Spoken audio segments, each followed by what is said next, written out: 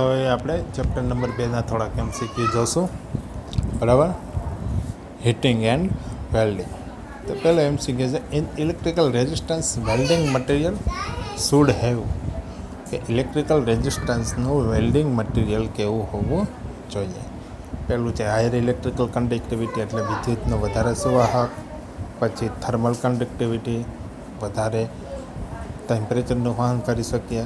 અથવા ત્રીજો ઓપ્શન આપેલો છે કે એની સ્ટ્રેન્થ, બરાબર, એની તાકાત એવી હોય છે કે જે તાપમાન સામે પ્રેશર પણ સહન કરી શકે. છેલ્લું છે ઓલ ઓફ અબવ, કે આ બધું આવી જવું જોઈએ. તો આમાં આ બધા મુદ્દા લાગુ પડશે, એટલે આપણો ઓપ્શન આવશે ઓલ ઓફ અબવ. પછી છે the metal surface for electrical resistance welding must be. કે જે ધાતુ વાપરીએ, બરાબર, કે રેઝિસ્ટન્સ કરવા માટે એની સપાટી કેવી હશે. એક છે રફ, ક્લીન, મોઇશ્ચર અને કલર. જો રફ પણ નહીં ચાલે, મોઇશ્ચર એટલે ભેજવાળી પણ ન હોવી જોઈએ, કલરવાળી પણ ન હોવી જોઈએ. આ બધી વસ્તુને લીધે શું થાય, વેલ્ડિંગ નબળું થવાની શક્યતા રહે. એટલે કયો આવશે? ક્લીન. પછી radiation from a body is પ્રપોઝનલ two. કે રેઝિસ્ટન્સ વેલ્ડિંગમાં જે તાપમાનનું પ્રસરણ થાય છે એ કોના સમપ્રમાણમાં છે. આપણે રેઝિસ્ટન્સ વેલ્ડિંગ જોઈએ એના પહેલાં જ પોઈન્ટમાં આવે છે તેની 4 સમપ્રમાણ. પછી induction heating take place in. Induction heating કઈ જગ્યાએ લાગુ પડશે અથવા તો કેમાં આપણે કરી શકશું. એક તો કન્ડક્ટન્ટ બટ નોન મેગ્નેટિક, વાહક હોય પણ મેગ્નેટિક મટીરિયલ ના હોય. પછી કન્ડક્ટિંગ મટીરિયલ હોય અને મેગ્નેટિક કે નોન મેગ્નેટિક કોઈ પણ હોય. ઇન્સ્યુલેટિંગમાં તો ઇન્ડક્શન હીટિંગ થશે નહીં. કન્ડક્ટિંગ અને આમાં આવશે બીજો ઓપ્શન. કન્ડક્ટિંગ મટીરિયલ તો પણ હોવું જ જોઈએ, પણ મેગ્નેટિક કે નોન મેગ્નેટિક હોય તો પણ ચાલશે. બરાબર. પછી the main advantages of dielectric heating is that. કે ડાઇલેક્ટ્રિક હીટિંગનો મોટામાં મોટો ફાયદો કયો હોય? તો પહેલો ઓપ્શન છે કે મટીરિયલ પોતાની અંદર જ હીટ ઉત્પન્ન કરશે. પછી વધારે ફ્રિકવન્સીથી હીટ મળશે. પછી ડ્રાઇંગ એક્સપ્લોઝિવ માટે વપરાય અને નોન ઓપરેબલ. એનો ફાયદો શું છે કે હીટિંગ પોતાના મટીરિયલ પોતે જ ઉત્પન્ન થશે. બરાબર. કે આપણે જે બે વાહકની પ્લેટો રાખી વચ્ચે ડાઇલેક્ટ્રિક અથવા તો અવાહક મટીરિયલ રાખી કે જેમાં કેપેસિટન્સ બનશે અને કેપેસિટન્સ બનશે એને લીધે અંદર જ હીટિંગ ઉત્પન્ન થશે. પછી નેક્સ્ટ છે તો supply frequency usually employed for high frequency eddy current is. કે એડી કરંટ હીટિંગમાં હાઈ ફ્રીક્વન્સી વધારેમાં વધારે કેટલી ફ્રીક્વન્સી, એટલે જેમ બને વધારે ફ્રીક્વન્સી આપણે રાખી શકશું, એટલે 10 કિલો હર્ટ્ઝથી 400 કિલો હર્ટ્ઝ. પછી ફૂડ પ્રોસેસિંગ માટે અત્યારે કઈ હીટિંગ પ્રોસેસ વપરાય? તો એડી કરંટ, ડાઇલેક્ટ્રિક, ઇન્ડક્શન કે રેઝિસ્ટન્સ. તો ફૂડ પ્રોસેસ માટે આપણે કઈ ડાઇલેક્ટ્રિક કરંટ હીટિંગ વાપરશું. પછી ઇન્ડક્શન હીટિંગમાં, બરાબર, કે મેગ્નેટિક મટીરિયલ ઇઝીલી આપણે ટ્રીટ કરી શકશું નોન મેગ્નેટિક મટીરિયલની સરખામણીએ. પછી જે હીટ પ્રોડ્યુસ થાય છે, બરાબર, એ ચાર્જમાં પસાર થતો કરંટ અને ઇલેક્ટ્રોમેગ્નેટિક એક્શનને લીધે થાય છે. પછી રેઝિસ્ટિવ ચાર્જ ઓછો અને વોલ્ટેજ વધારે હોઈ શકે, બરાબર, સફિશિયન્ટ હીટ માટે. તો આમાં આવશે ઓલ ઓફ અબવ. પછી છે ઇલેક્ટ્રિકલ રૂમનું હીટિંગ ડ્યુ, બરાબર, કે આપણે રૂમ હીટર ડ્યુ એ કયું હશે, એમાં કયું હીટિંગ વાપરીએ? તો એ બધી જગ્યાએ આપણે કયું રેઝિસ્ટન્સ હીટિંગ આપણે વાપરીએ છીએ. પછી નેક્સ્ટ છે કે ઇન્ડક્શન હીટિંગમાં ડેપ્થ ઓફ પેનિટ્રેશન ફ્રીક્વન્સીના કેવા પ્રમાણમાં આવે છે? તો ડેપ્થ ઓફ પેનિટ્રેશન આપણે ભણ્યા હતા, એનું ઇક્વેશન છે જો હિન્ટમાં આપેલું છે, D=1/2π√ρ×10⁹ માઇક્રો ફ્રીક્વન્સી. તો ફ્રીક્વન્સીને કેવા? પ્રપોઝનલ ટુ વર્ગમૂળના, બરાબર, સમપ્રમાણમાં. તો 1/વર્ગમૂળમાં ફ્રીક્વન્સી, એટલે આમાં આવશે આપણો ઓપ્શન સી. બરાબર. હવે આપણે આગળનું પેજ જોઈએ. ઓકે, બરાબર. હવે આગળ વધીએ કે ખાલી જગ્યા is not an application of dielectric. Dielectric heat આમાંથી કેમાં વપરાતું નથી? તો ડાયથર્મીમાં વપરાશે. સોલ્ડરિંગમાં ડાઇલેક્ટ્રિક હીટિંગ વાપરી શકશું. ફૂડ પ્રોસેસિંગમાં વપરાશે લાકડાને ગરમ કરવા માટે, આમાં આવશે આપણો ઓપ્શન સોલ્ડરિંગ. બરાબર. પછી low frequency supply is necessary for direct core type induction furnace. કે ડાયરેક્ટ કોર ટાઈપ ઇન્ડક્શન ફર્નેસમાં ઓછી ફ્રીક્વન્સીવાળો સપ્લાય શા માટે દેવામાં આવે? તો પેલું નોર્મલ ફ્રીક્વન્સી સપ્લાય હીટિંગ, બરાબર, with normal frequency supply electromagnetic પછી નેક્સ્ટ છે કે direct core furnace, direct core type induction ફર્નેસમાં ઓછી ફ્રીક્વન્સી શા માટે હોય? કે પહેલું છે ઓપ્શન 1 છે કે ઓછી ફ્રીક્વન્સી હોય એટલે ઇલેક્ટ્રોમેગ્નેટિક ફોર્સિસને કારણે આપણું સ્ટીરિંગ એક્શન થશે, બરાબર? મેટલ સ્ટીરિંગ એક્શન એટલે શું કે મેટલ વલોવ આવું. પછી પ્રાઇમરી અને સેકન્ડરીનું મેગ્નેટિક કપલિંગ ઓછું છે એટલે આમાં આવશે બોથ A અને B બે આવશે, બરાબર? પછી ત્રીજો ઓપ્શન છે for intermittent work which of the following furnace, કે બિન સતત, બરાબર?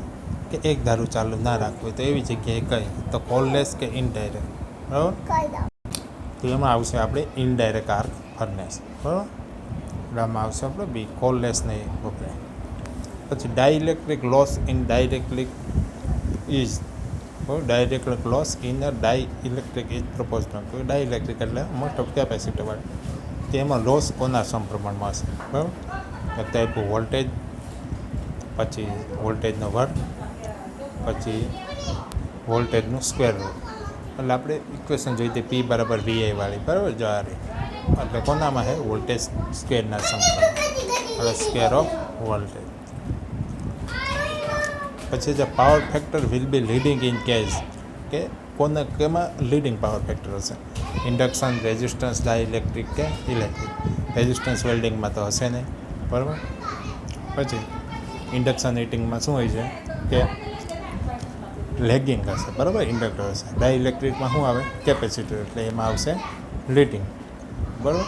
અને ઇલેક્ટ્રિક આર્ક એટલે એ ગયું રેઝિસ્ટન્સ, એટલે આમાં ગયું આવશે ડાઇલેક્ટ્રિક હીટિંગ. પછી ડાઇલેક્ટ્રિક હીટિંગ મટીરિયલ માટે ફ્રીક્વન્સી કેટલી રાખેલી હશે? બરાબર? તે છે 10 મેગાહર્ટ્ઝથી 40, જેમ બને એમ મીડિયમ રેન્જમાં રાખેલી હશે. પછી નોન કન્ડક્ટિંગ મટીરિયલ માટે કઈ હીટિંગ પ્રક્રિયા વપરાય? તો એ ડાઇલેક્ટ્રિક, બરાબર? અવાહક પદાર્થો માટે. પછી advantage of eddy current heating is આ, એડી કરંટ હીટિંગનો ફાયદો શું છે?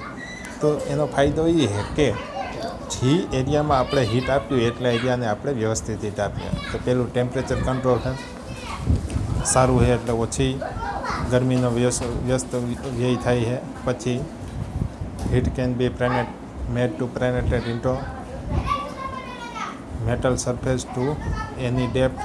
પછી એક એરિયા, બરાબર? કે જેટલો એરિયા આપણે કવર કરવો હોય એટલો એરિયા આપણે કવર કરી શકશું, એટલે એ આવશે એમાં ઓપ્શન નંબર D. પછી 9, the method appropriate for heating of non ferrous. Non ferrous એટલે એલોય, બરાબર? મેગ્નેટિક નહીં હોય એવી, એટલે એમાં આવશે આપણું રેઝિસ્ટન્સ નહીં, ઇનડાયરેક્ટ આર્ક હીટિંગ, બરાબર? નોન મેગ્નેટિક મટીરિયલ હોય એ. પછી હિસ્ટેરેસિસ લોસ એન્ડ એની હિન્ટ આપણે અહીં આપેલી છે, બરાબર? કે due to indirect arc heating a furnace becomes suitable for low melting point. So ઓછા મેલ્ટિંગ પોઈન્ટ, એટલે ઓછા મેલ્ટિંગ પોઈન્ટ માટે એ આપણે વપરાશે. પછી નંબર 10 છે hysteresis loss and eddy current losses are used in dielectric induction heating of brass કે resistance heating, બરાબર?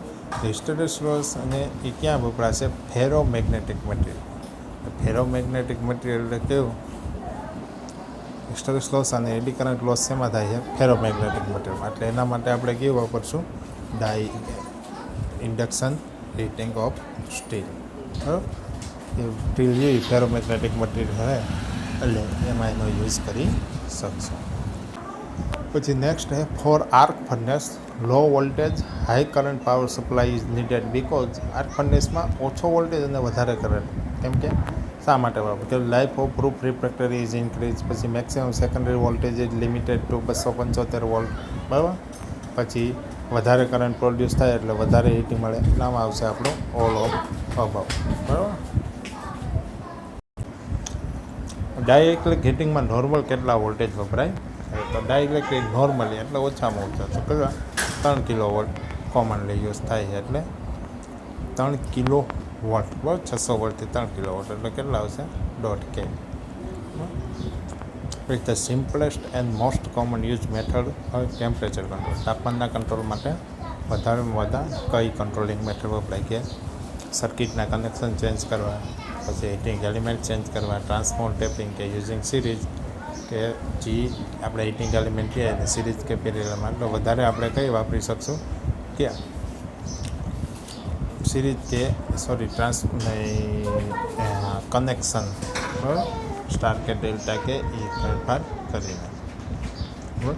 પછી on increasing thickness of the refractory wall of the furnace કે જે આપણી ફર્નેસ રહી ભઠ્ઠી રહી એની દિવાલની જાડાઈ શા માટે વધારવા કે અંદરનું ટેમ્પરેચર ફર્નેસ તાપમાન ડ્રોપ કરવા માટે, પછી temperature on outer surface furnace આ બહારનું તાપમાન જોયું એને ઘટાડવા માટે, એનર્જીનો કન્ઝપ્શન ઘટાડવા માટે બરાબર.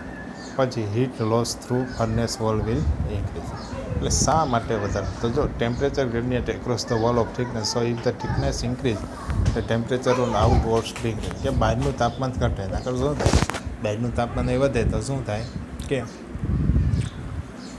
ટેમ્પરેચરનો લોસ બહાર થશે એટલે આમાં આવશે બી. પછી 5th number induction furnaces are use. Induction furnace ક્યાં યુઝ હોય તો લગભગ બધી જગ્યાએ ઇન્સ્યુલેટરમાં નહીં વપરાય, સોરી પછી કાસ્ટિંગમાં એટલે મેલ્ટિંગ ઓફ ઓલ ઓફ અને હીટ ટ્રીટમેન્ટ ઓફ કાસ્ટિંગ. પછી the main application of indirect arc furnace. Indirect arc ફર્નેસની મેઇન એપ્લિકેશન કઈ આગળ આપણે એક આવી ગઈ જ રીતના નોન ફેરસ મટીરિયલ માટેની બરાબર. પછી ડાયરેક્ટ રેઝિસ્ટન્સ હીટિંગ એ જે ડાયરેક્ટ રેઝિસ્ટન્સ હીટિંગ કેમાં વપરાશે કે રેઝિસ્ટન્સ વેલ્ડિંગમાં, બોઇલરમાં, સોલ્ટ બાથ ફર્નેસમાં કે ઓલ ઓફ તો બધી જગ્યાએ એને વાપરી શકશો. પછી આર્ક ફર્નેસમાં ચોક શા માટે વાપરવામાં આવે તો પાવર ફેક્ટર વધારવા માટે, પછી આર્કને કંટ્રોલ કરવા માટે, પછી સર્જને ઘટાડવા માટે કે ઓલ ઓફ અબવ. તો હિન્ટ જોઈ લઈએ આપણે, જ્યારે હાઈ વોલ્ટેજ આપણે આપી ત્યારે એર ગેપ શું થાય, એર ગેપની વચ્ચે આપણે હાઈ વોલ્ટેજ આપીએ એટલે વચ્ચેની હવા રહી આયોનાઇઝ થાય ને હવા આયોનાઇઝ થાય પછી આપણને આર્ક મળે બરાબર. તો એ આર્ક રહી એ કન્ટિન્યુઅસ રહેવી જોઈએ. તે આર્ક રહી કન્ટિન્યુઅસ રહે એટલા માટે આપણે ચોક રાખીએ બરાબર, એટલે વોલ્ટેજ કન્ટિન્યુ એટલે સ્ટેબિલાઇઝ ધ આર્ક. પછી હીટિંગ ચેમ્બરનું કાર્ય શું બરાબર, એટમોસ્ફિયરના આજુબાજુનું એટમોસ્ફિયર ચાર્જ રહ્યું એ સરખું રાખવા, પછી વધારે હીટને સ્ટોર કરવા અને સસ્તો બનાવવા, પછી control the cooling rate of the charge and control the distribution heat within the chamber. આ બધી વસ્તુ એની અંદર નાખશે. Induction hardening is possible in case of area. Induction hardening તો ફેરસ મટીરિયલ માટે જ વપરાય. ત્રીજી વાર આ MCQ આવ્યો છે બરાબર. એટલે એટલા રહી અને હવે ચોથું પેજ છે તો ચોથા પેજમાં તમે જુઓ બરાબર. અને જો ના ખબર પડે જો resistance ovens are used for. Resistance oven ક્યાં વપરાય કે વાર્નિશ, કોટિંગ એટલે લગભગ ઓલ ઓફ આવશે. ડોમેસ્ટિક કમર્શિયલ બધી આપણે વાપરીએ છીએ. It is desirable to keep the arc length short in order to. આર્કની લંબાઈ ઓછી ક્યારે રાખવામાં આવે તો ઓછી શા માટે રાખીએ તો લાઈફ રિફ્રેક્ટરીની વધારવા, વધારે હીટિંગ, વધારે સ્ટરિંગ એટલે લગભગ બધી વસ્તુ એની અંદર આવી જાય છે એટલે ઓલ ઓફ અબાઉ.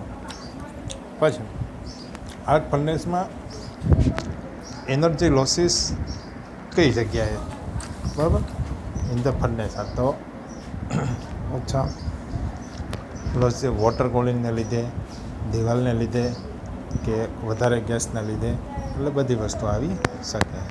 પછી for arc heating the electrodes are made. Electrodes એના બનાવેલા છે એટલે મોસ્ટ ઓફ કાર્બન કે ગ્રેફાઇટના હશે બરાબર. એટલે મોસ્ટ ઓફ છે ને ગ્રેફાઇટના કાર્બનનું સ્વરૂપ હે. ગ્રેફાઇટ એટલા માટે કે વધારે ટેમ્પરેચર સહન કરી શકશે. પછી the arc furnace of conical shape have advantages બરાબર. કોનિકલ શેપને કારણે એડવાન્ટેજીસ શું કે મેલ્ટિંગ ટાઈમ ઘટશે બરાબર. ઓલ ઓફ પછી induction heating which of the following high value બરાબર. કોની કિંમત વધારે રાખવો, વોલ્ટેજ, કરંટ, ફ્રિકવન્સી કે પછી પાવર ફેક્ટર. તો ફ્રિકવન્સીની કિંમત વધારે, કેમ જેમ ફ્રિકવન્સી વધારે એમ ફ્લક્સ વધારે જનરેટ થશે બરાબર, એરિયા વધારે કવર થશે. Arc drawn between two electrode produce heat and has a temperature. બરાબર, આર્કને કારણે બે ઇલેક્ટ્રોડ વચ્ચે કેટલું તાપમાન મળી શકે. તો આપણી થિયરી આવી ગયેલી છે આર્ક. બરાબર, કેટલું તાપમાન મળશે તો 1000થી 35°C જેટલું તાપમાન આર્ક હીટિંગમાં મળશે. પછી for power transformer employed for arc furnace માટે જે પાવર ટ્રાન્સફોર્મર રાખ્યું. બરાબર, it is desirable to arrange the furnace and transform such way the leads are. બરાબર, જે લીડ્સ રહે એ કેવી રાખેલી હશે આર્ક ફર્નેસ. લીડ્સ એટલે જે ઇલેક્ટ્રોડની લંબાઈ, તો લોંગર ધેન જે ઇલેક્ટ્રોડ રહ્યો બરાબર ઇલેક્ટ્રોડ હશે અને છેલ્લે જે આ લીડ રાખેલી. બરાબર, કે આ લીડ આમ નજીક છે જે આને દૂર લઈ જાવ એટલે આ લીડની લંબાઈ બરાબર આણી રહી એની લેન્થ કેટલી રાખેલી હશે.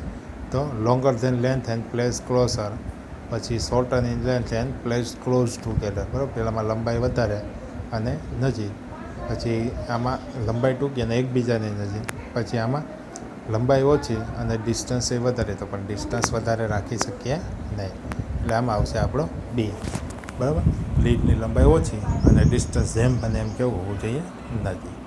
પછી in submerge arc furnace the power is control. Submerge arc ફર્નેસમાં પાવરનું કંટ્રોલિંગ છે એના દ્વારા થાય છે. તો વોલ્ટેજમાં ફેરફાર કરીને અથવા વચ્ચેના ડિસ્ટન્સમાં, તો બે વસ્તુ આવી શકશે. બરાબર, વોલ્ટેજ વધારી ઘટાડીએ તો આર્ક કંટ્રોલ થશે અને બે ઇલેક્ટ્રોડને એકબીજાથી નજીક કે દૂર લઈ જાય તો આર્ક ફર્નેસ થશે. પછી in heating the ferromagnetic materials by induction heating, heat is produce owing.